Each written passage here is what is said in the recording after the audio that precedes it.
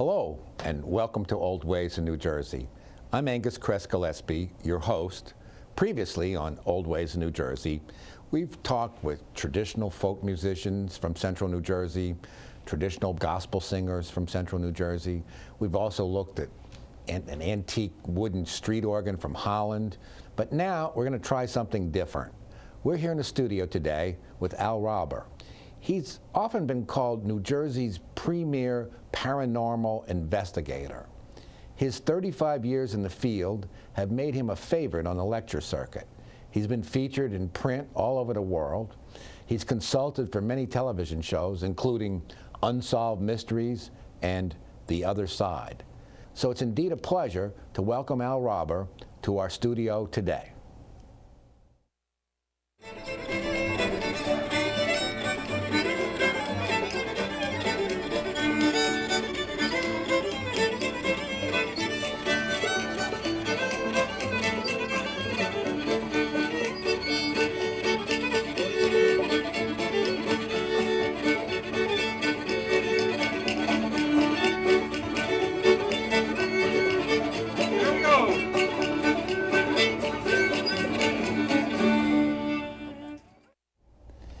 Al, just to get started with the basics, what is a ghost anyway?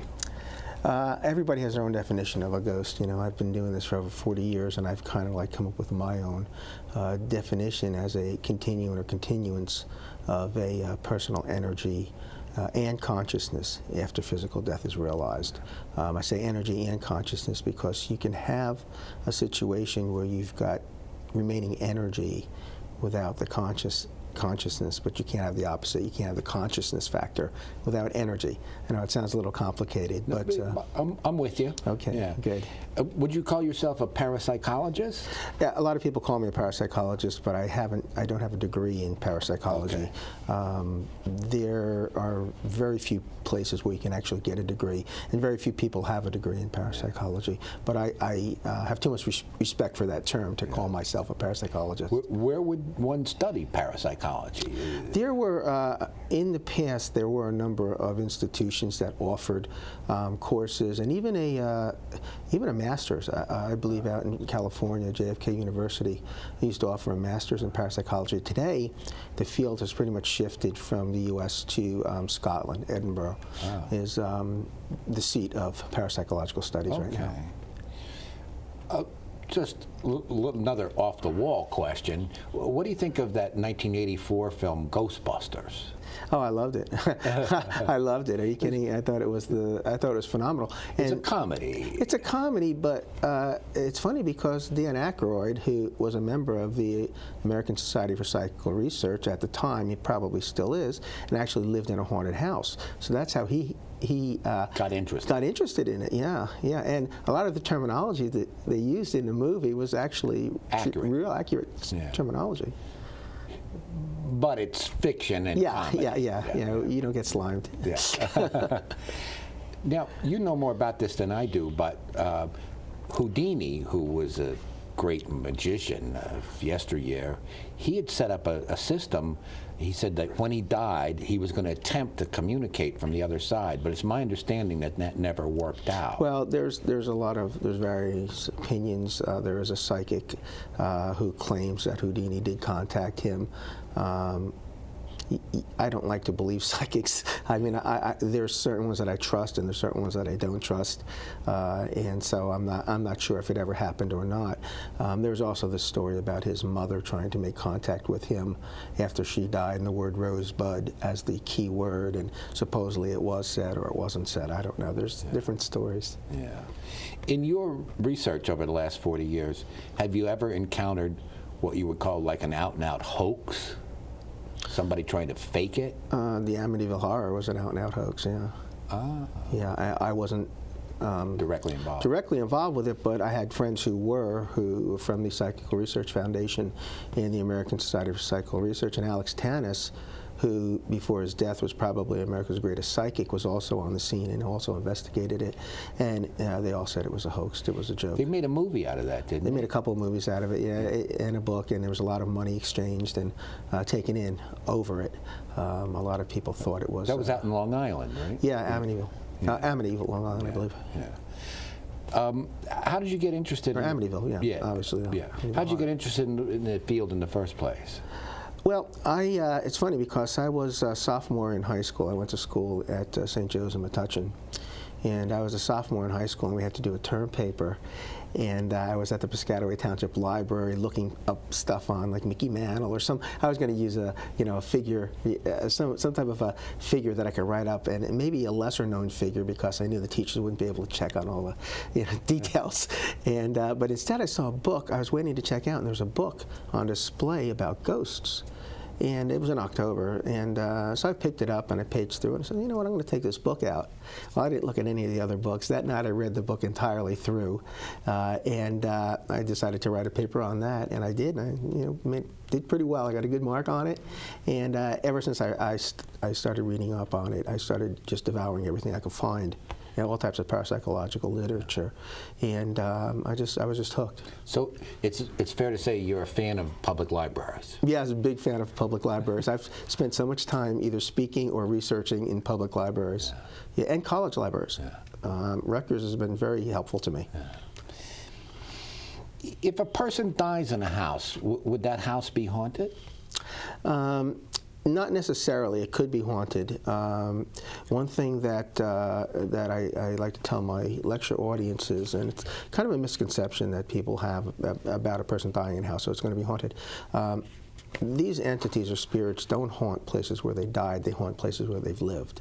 They haunt places where they've expended emotional energies, had emotional connections, emotional ties, rather than the place where they died. Now, that could be the same place. I see what you're saying. Yeah, but it's not necessarily true that because somebody died in a house, it would be haunted. And are there different types of haunting?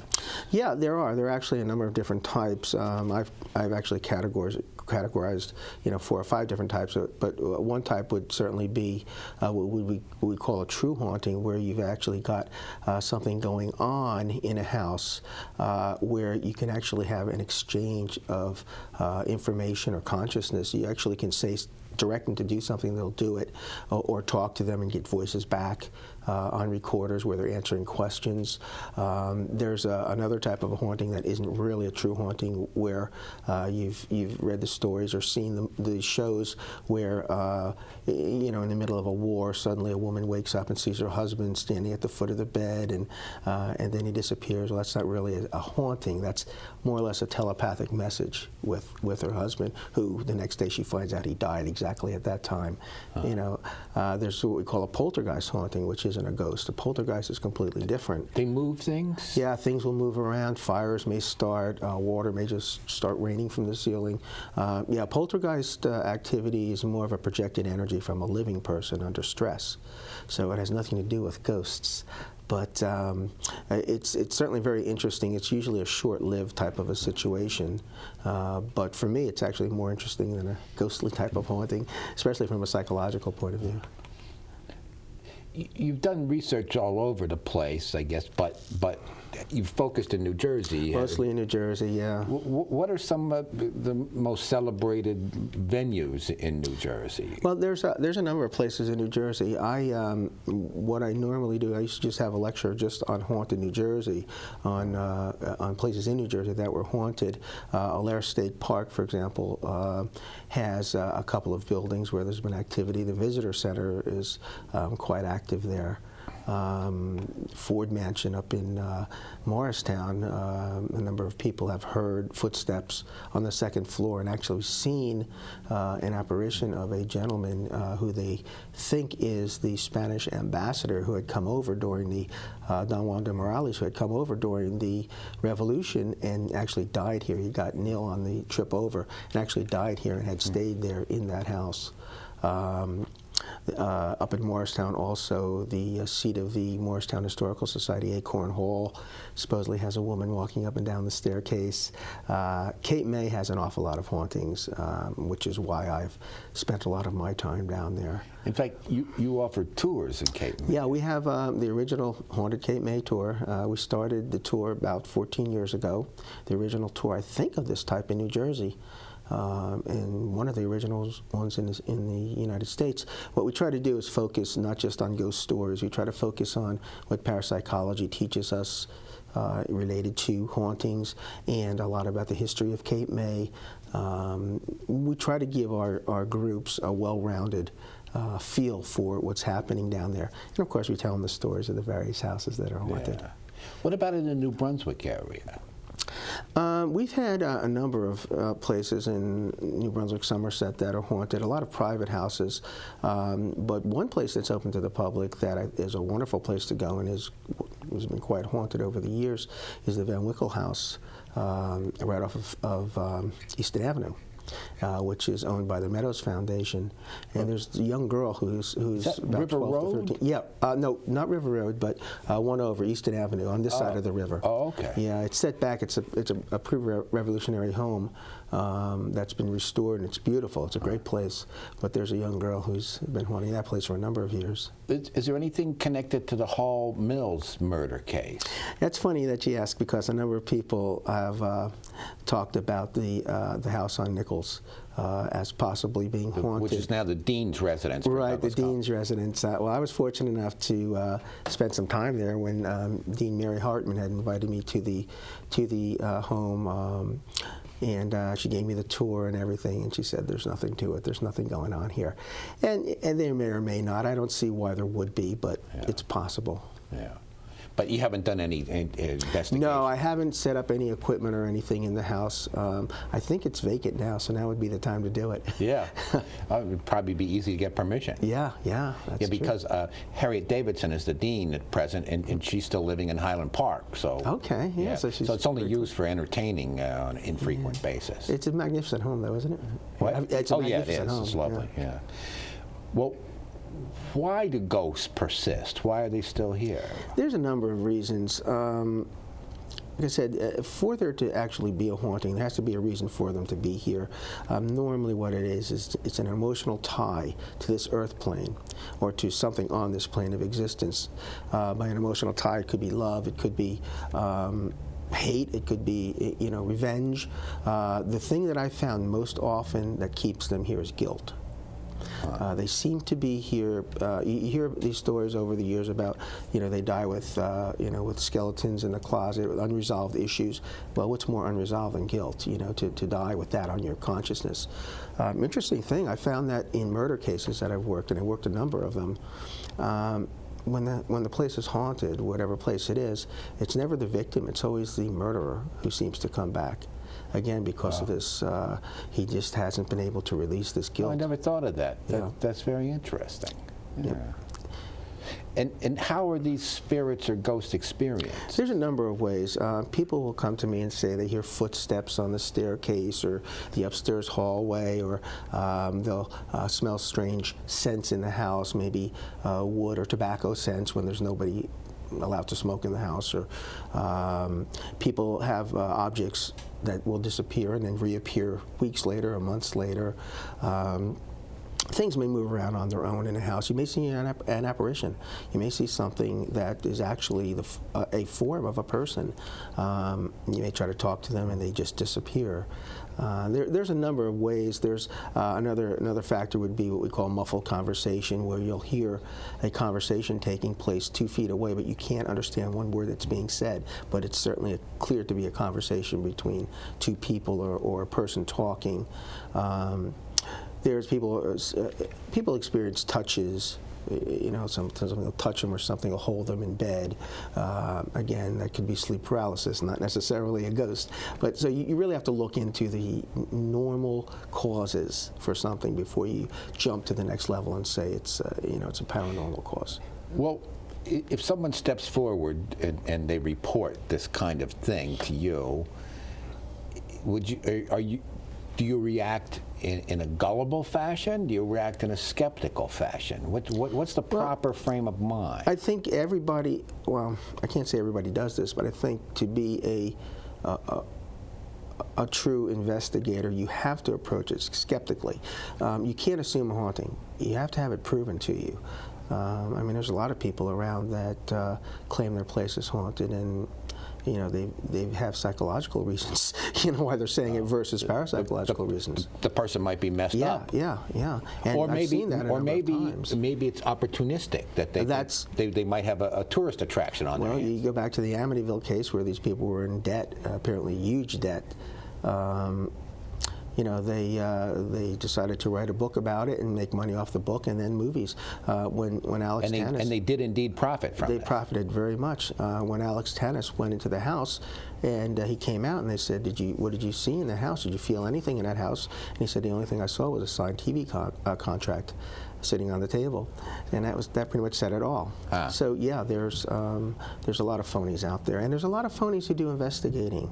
A lot of phonies that claim to be psychics that really are not psychics. Every once in a while, you hear about police departments using psychics. Right. And they're the ones that, you know, when they can come up with something, they're the ones that you want to deal with. They're the ones that you want to work with. There's a lot of police officers that swear by psychics. The one thing with using psychics in police work that is a little bit that you have to worry about is a lot of times psychics get information through messages or symbols.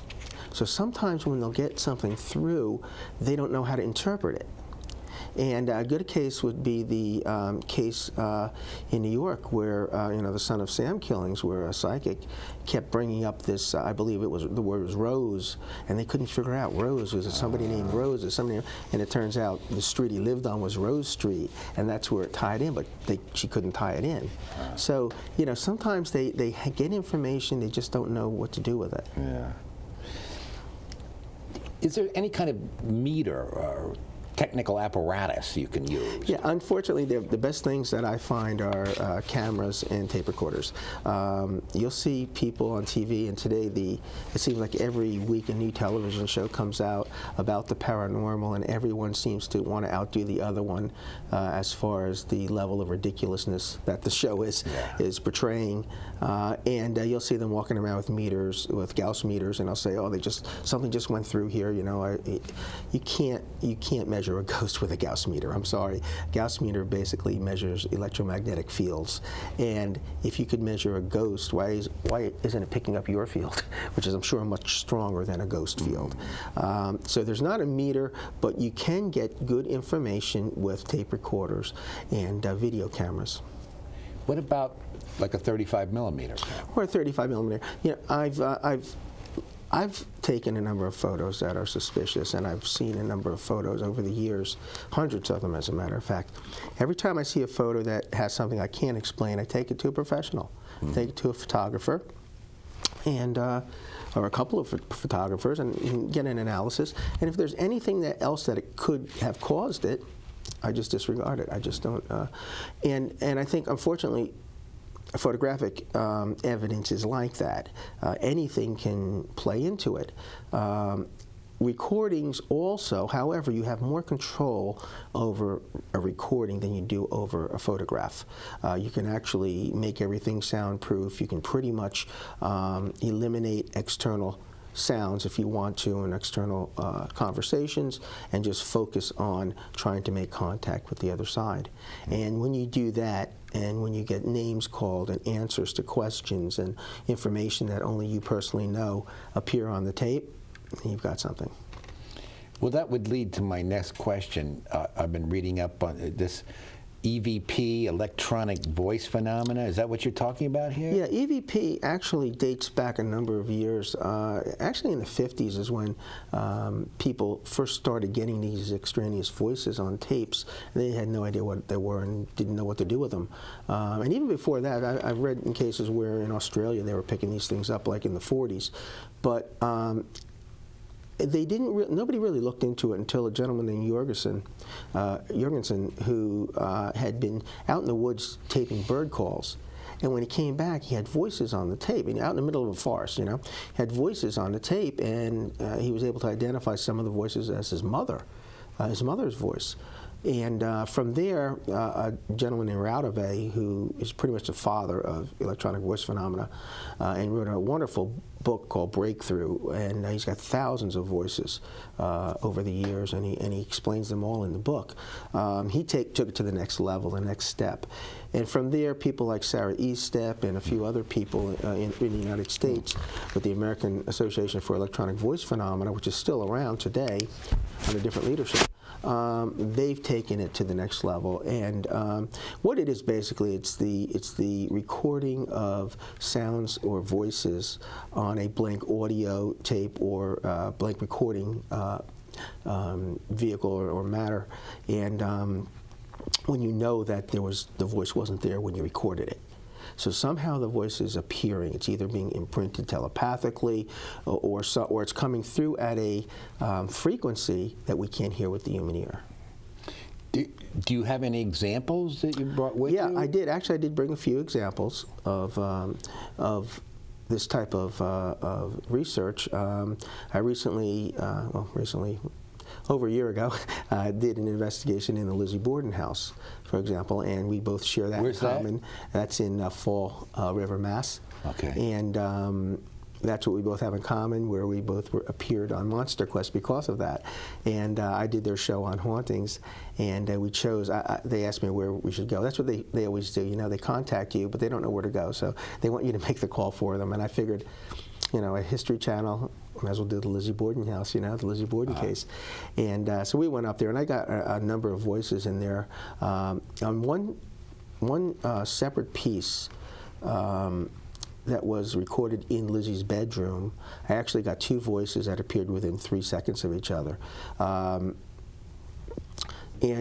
it's amazing because normally you don't get more than one voice on the tape, but in this case I got the word "so" drawn out "so" for a long period of time, and then at the end I've got a woman's voice yelling out something at the end.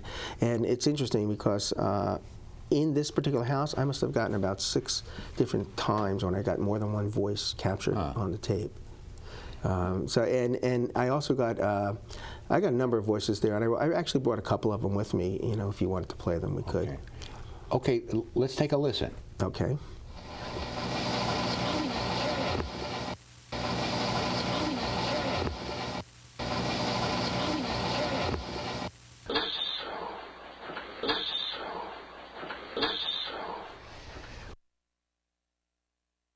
What would you advise someone without any training or experience who wanted to get started? Should they read a book? Should they attend a class? Should they join a group? Somebody wants to follow in your footsteps, say. That's a great question, because today what we've been seeing, at least what people like myself have been seeing, is this influx of amateurs in the field. Tons of them. They're just every day different groups are starting up. It's understandable because people are interested. Well, that's true, and I've been told I'm to blame by a number of people because of the work I did with Sightings and a few other television shows. And so there isn't a lot of good places to go, except you need to do the research from a parapsychological end, not from a ghost hunting end. You need to delve into parapsychology, read up everything you can on parapsychology. You need to read books written by people like William Roll or Lloyd Auerbach or parapsychologists who are out there, not the local ghost hunter down the street. Yeah. These are the guys that are going to set you in the right direction. There's one thing I've found, and when I do my lectures, a lot of times, you know, ghost hunting groups will come out and listen to my lectures, and I'm always surprised at how little they have as far as knowing the history of the field. You know, they have no idea who Rhine was or who, you know, certain people were in the field. They're just jumping in, you know, with both feet, you know, and saying, "I'll learn on, you know, as I go along." Well, that sort of leads to my next question. What's the difference between, say, a ghost hunt and a ghost investigation? Well, you know, I never refer to myself as a ghost hunter, and the reason I haven't is because to me, the term ghost hunter belittles the profession. And because what you'll find is ghost hunters are the ones that are calling up people, every day asking if they can come in and check out their house, whether it's haunted or not, come in and check. It's an old house, I'm going to check it out, I'll make sure it's haunted, that kind of thing. Most investigators like myself, we don't call anybody. You don't have to call people. They call us. If there's something going on, we'll get a call. And if it's something reputable, we'll always get a call because we feel we're pretty reputable. Now, up to now, we've been talking about haunted houses. Right. But what about graveyards? Isn't that a good place to go? I would think that's probably the worst place to go. I mean, who lives at a graveyard? Who unless it's the grave digger, I don't know. Maybe he'll come back because he worked there. In line with what you said before, because there wouldn't be an emotional connection there. Right. That's just where the person happens to be buried. Right, and that's great that you brought that up because if you go on the internet, you see all these crazy pictures in graveyards and things of orbs and all this other garbage. Orbs are artifacts, camera artifacts. They're screwed up cameras, is what they are. There's dust in the air, or there's bugs in the air. There's no way you could ever tie that to a ghost. That would be the last place I'd go. Would be to a graveyard. Yeah, I was reading. They said one advisor said, well, if you go to a graveyard, you should notify the local police first. So yeah, well, you know what? But that's cool. But the thing is, people like to be scared. Yeah. And so what more perfect setting than going to a graveyard, in the middle of the night and, thinking you're going to experience something. Trust me, you'll experience something. It's not going to be paranormal, but you'll experience something and you'll, be afraid. Well, then getting back to the haunted houses, because that's where people are likely to have emotional ties. Right. Is there a best time of day or night, like between 9 p.m. and 6 a.m., or does it not matter? The haunting hour? You mean when's the haunting hour? Yeah. No, these things happen all the time. They happen all day and all night. The reason you get reports more, because at night is when the people are home. In the day they're out working. Things could be happening, but they won't notice it.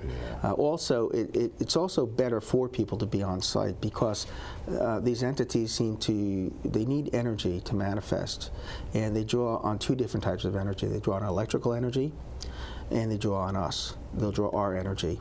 In a lot of cases, you'll hear the stories about, the room dropped, 30 degrees, it got icy cold in the room. Well, you can have a meter in there to check the temperature, and it won't move an inch. It won't move a degree. However, the person insists it's cold. Well, they're drawing your energy. And so what happens when you lose energy? You get cold.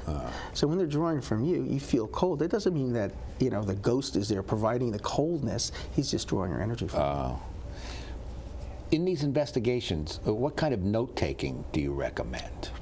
That's good. That's another good point because usually when I get a call from somebody, I'll give them a list of things to do. When did the event happen? What exactly happened? When did it happen? How many people were there? If there were 5 people there, did all 5 experience it, or did only one person experience it? Does it seem to happen more often in certain times of the day or night? Does it happen in certain weather conditions? Does it happen around one person more than other people? Because certain people seem to almost be a magnet for this type of activity where things will happen around them. There's a number of things you want to do. You want to try to narrow everything down, get as much information as you can so when the investigator comes in, he knows exactly where to go and what to look for.